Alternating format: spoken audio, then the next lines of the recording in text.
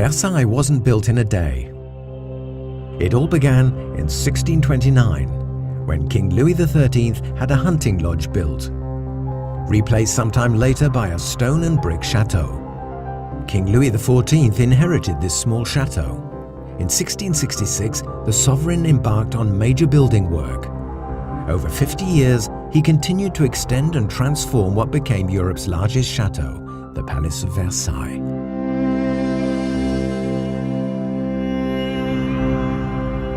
Architect Louis de Vaux designed two symmetrical grand apartments for the king and the queen.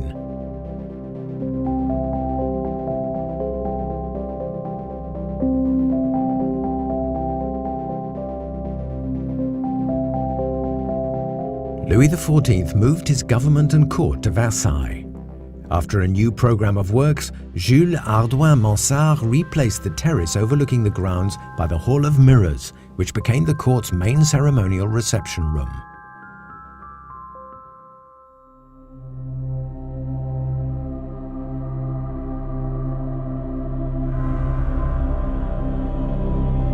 Mansart further extended the palace to accommodate the royal family, the court, and all the government departments.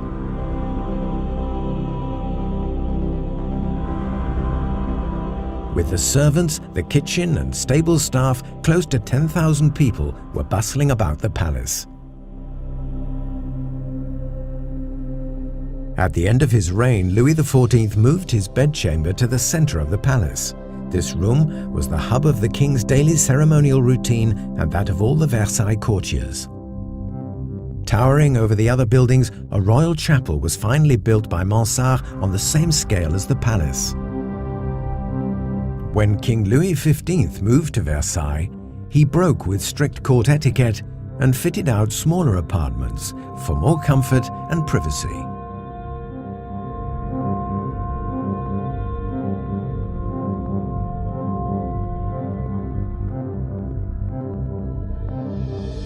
At the end of his reign, Louis XV built what the palace was missing, a real opera house.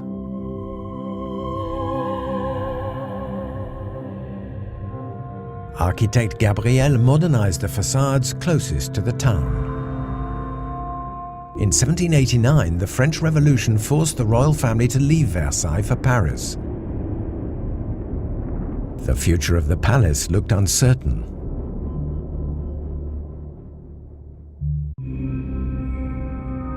With the revolution, the royal railings, a symbol of absolutism, were destroyed. The king left Versailles for good.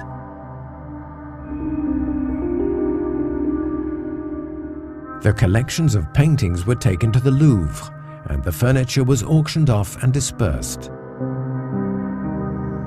But in the end, the palace was preserved.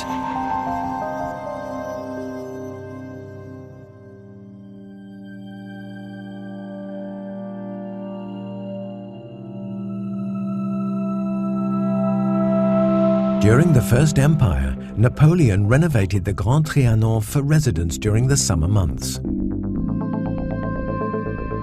Sometime later, Louis XVIII restored the symmetry of the palace by erecting the Pavillon du Four. Louis Philippe transformed the former royal residence into an historical museum.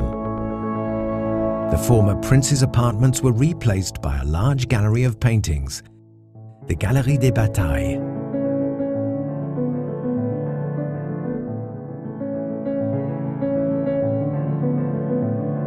The fledgling French Republic took possession of Versailles and renovated the Salle du Congrès to accommodate the National Assembly and the Senate.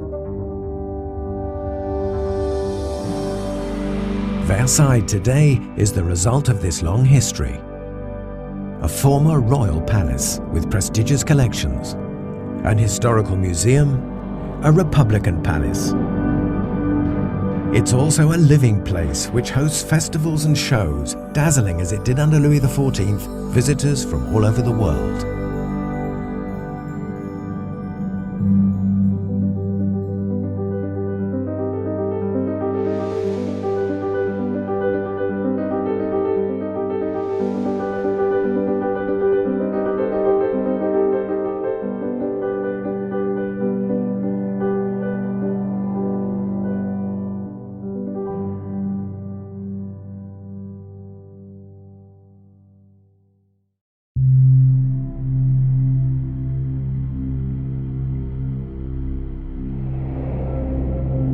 The gardens of Versailles, created by André Le Nôtre, are a key component of the royal residence. They surround the chateau on three sides. In the 1660s, the east-west axis became the Grande Perspective. The gardens surrounding the palace were made up of parterres enhanced by fountains. They are extended by paths opening onto copses with surprising lawns and water features.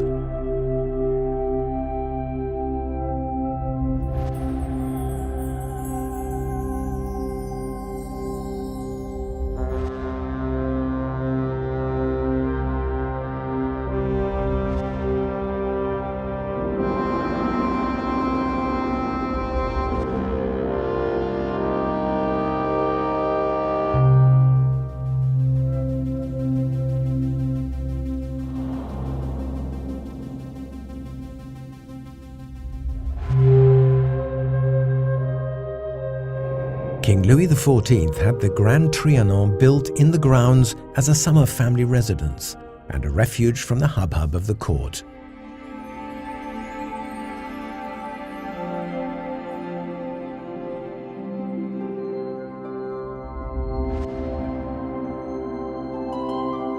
King Louis XV fitted out the Petit Trianon for Madame de Pompadour, and Louis XVI gave it to his young wife, Marie Antoinette.